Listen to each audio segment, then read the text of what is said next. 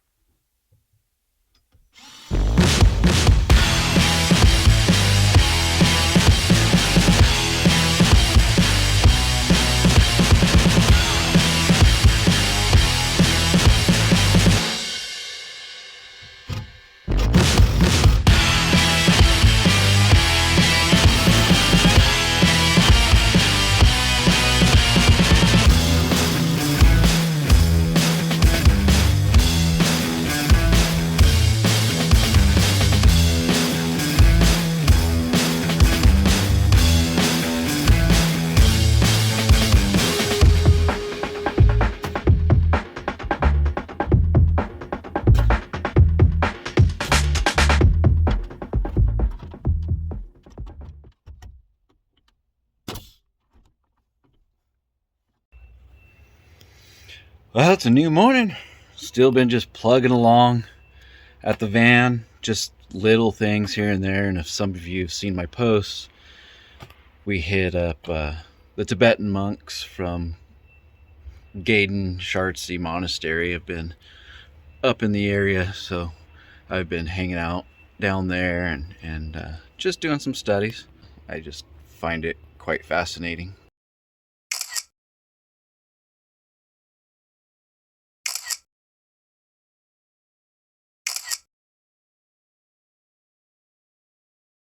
As you can kind of see back here, I've got some ribbing up finally, because on these, I think I mentioned it before, but when they did these conversions, the majority of the interior shell, they remove it. They just exnate it. They leave the structural pillars, the A pillars and B pillars and whatnot. But that's about it. So you really kind of have to try to figure out how to secure everything and make it structurally sound and all kinds of fun stuff with insulation and that thing. So I've been just brain scrambled trying to figure out different things to do, and I finally figured out how I'm gonna approach all that. So I'll kind of run through that real quick. So first off, saving all the pieces that came out. That's the way to go. Reusing the old window trim just to help break up the wood, paint it black like the other stuff. I used the actual window trim there to get the curvature for these ribs. I've got 2 that are gonna go up here in the front. Sorry about the lighting, but right in this area, it's where the wire loom, the main wire harness is that comes back for everything. This ladder piece here onto that rib, spanned that, and then the window trim pieces, they'll mount into those, as well as my new shiplap or tongue and groove. Not quite sure yet. I think it's tongue and groove that I'm going to be getting. But that whole thing is finally good to go. Holy smokes, it was actually very frustrating at first. I kept trying different things. Luckily I didn't waste much wood. But yeah, it just, especially where that main wire harness comes in, that is an absolute bear to figure out. But I think I got it, and I'm going to cap it with like a 1x6 or something like that, that can be removed later on if there's any issues or you need to, you know, tap into a hot wire to add anything, which shouldn't need to add anything, I don't believe. Hey, you're probably wondering what's going on here. I'll get to it. Hold on a second. But so I'll do the same thing up here on top for the wire harness there. I'm sure most of you have noticed in most vans with a fiberglass top that they put some kind of trim board or chase in there to hide that wiring. And I'll do the same, as I was saying, that'll get attached with screws every so often so that can be pulled off and access that wiring later. Oh, and back here in this corner leads me to a funny story. Well, not really so funny, but as I was scramble brain, scratching my head, pulling on my beard, trying to figure out how to encapsulate all that wiring and get some nailing attachment boards in and everything, that back corner over there, I started kind of fumbling around trying to figure out how to blend that corner in with the tongue and groove so it wasn't some sharp curve, making it somewhat gradual. I started looking and was like, wait a minute, it almost looks like a welding spot right there, but there's no metal roll cage in that spot. Let's go see if I can still show it to you. So right up in here, you can see the wire loom I've got there now. Let's see if I can pull this down. Yeah, right back in there, you see that little black spot? That little spot is what I saw, a little like flash mark. And I was like, that's odd. What's going on here? And I had actually been out taking the van to go pick up some rear windows for the back doors, even though I don't need them, but the guy wanted $15 for both of them. I couldn't pass that up, even if I don't use them. I've got spares if somebody else needs them, or if I break a window. But anyway, squirrel, back to the flash mark there. So driving home from picking those up at night, got home, went to back up the driveway, realized I didn't have any reverse lights. Interesting. Another thing to try to figure out and brain fry over. Chasing wiring is definitely worse than chasing leaks. They both suck, but wiring is absolutely horrible to try to figure out when things are not working correctly. So I started pulling all that apart, cut the tape off, and unwrapped it. Sure enough, there's a wire that got rubbed bare, arced, and completely blew in half. Pulled the tail light out to see what wires were running in there, and lo and behold, it was my black with a purple stripe wire to the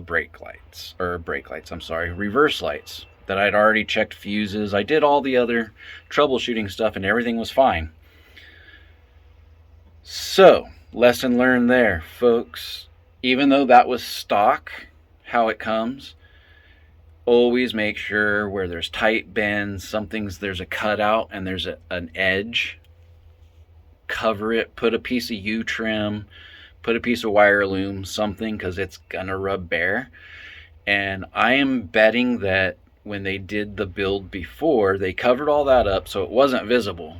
So there was probably the smell of ozone. That wire, who knows how long that thing had been out. And another wiring issue that I found buried in the walls that goes back to like the first video I think I did with getting this van. The fact that it should have burned down. That's another one. I'm so shocked that. Oh, and that was another crazy thing. When I pulled the fuses, the under the dash fuse, it's supposed to be 15 amp. They put a 25 amp in there, and I was like, what the heck did they do that for? So that thing was just sitting there anytime they had this vehicle in reverse, just getting hotter and hotter and hotter and hotter. It's not going to blow that fuse. It's too high. So it's just going to sit there and continue to melt or catch on fire. Oh my goodness. Glad I got that sorted. And now back to the elephant in the room. My crazy contraption here. So I couldn't nail these boards up or anything. I had to glue them.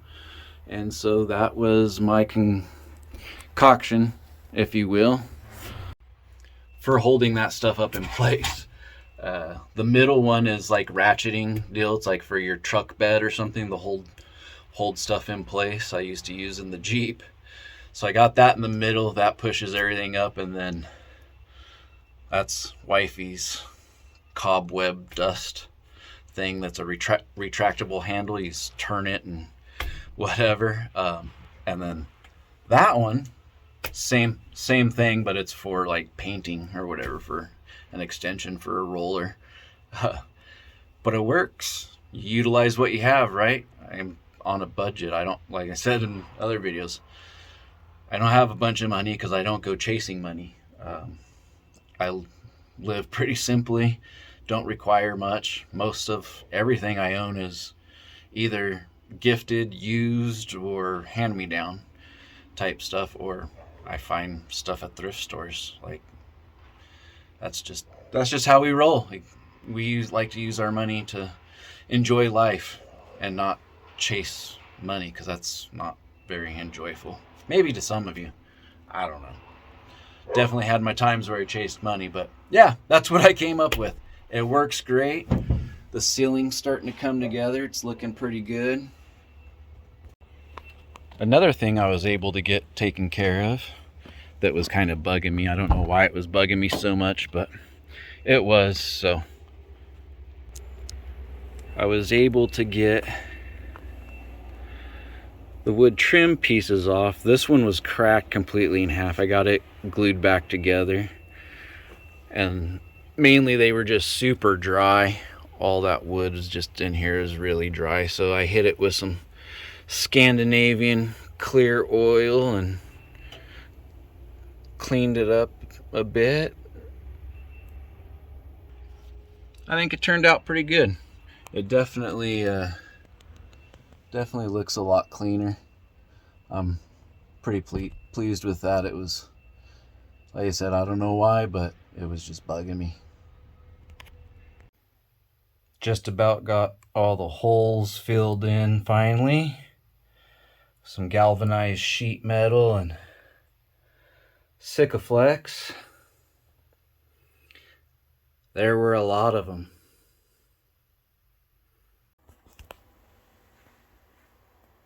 Well, just about got the ceiling part done. Got all the felt insulation up on the fiberglass. Got all the Reflectix in with an air gap in between the felt insulation and the Reflectix on top, and then an air gap in between the Reflectix and the actual wood paneling. Just a little bit to go here, and that'll all be finished up. Be looking pretty good. Then I just got to start sourcing a radiator. This thing, I tell you. Oh well, is what it is.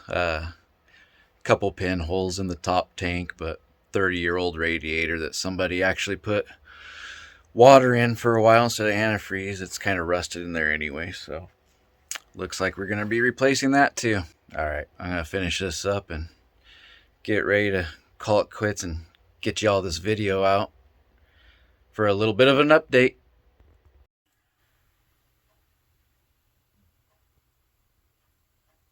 And the ceiling is finished.